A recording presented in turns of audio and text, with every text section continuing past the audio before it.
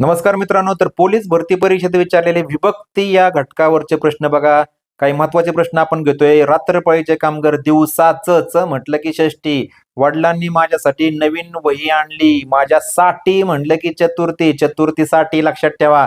मी सर्वांना सर्वांना म्हटलं की काय चतुर्थी. पण ना द्वितीयामध्ये पण येते. पण कर्माला लागले का बघा. कर्म नाही वाक्यात. कर्म नाही वाक्यात म्हणजे उत्तर काय असणार आहे?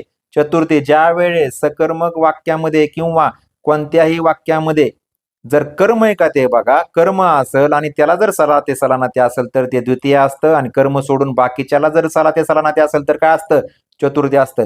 बघा, आजीने रामास चतुर्थी आहे. द्विकर्मक वाक्य आहे. द्विकर्मक वाक्यामध्ये जर का प्रत्यक्ष कर्माला जर कोणतंच कर्म कोणतंच प्रत्यय नसतो, पण अप्रत्यक्ष कर्माला जर का सला ते सलानाते, अप्रत्यक्ष कर्म म्हणजे काय व्यक्तिवाचक कर्माला जर सला ते सलानाते जर प्रत्यय असेल तर काय उत्तर असतं? चतुर्थी.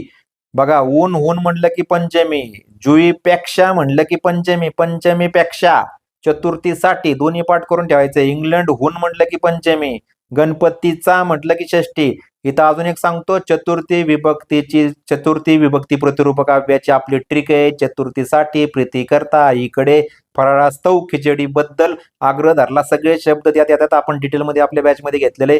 गोविंदाचे चे म्हटलं की षष्टी, ची म्हटलं की षष्टी, ची म्हटलं की षष्टी, दिवसाचं म्हटलं की षष्टी, गावचा म्हटलं की षष्टी, रात्री घरी, रात्रच रात्री, ई आहे, घरचं घरी ई, ई म्हटले कोणता प्रत्यय? सप्तमी. शहरात म्हटलं की सप्तमी. नंतर आमची युवा शक्ती, दारू त म्हटलं की सप्तमी. तर या पद्धतीने पोलीस भरतीला विचारलेले सगळे प्रश्न, महत्वाचे प्रश्न आपण आपल्या बॅचमध्ये कव्हर केलेले आहेत. धन्यवाद.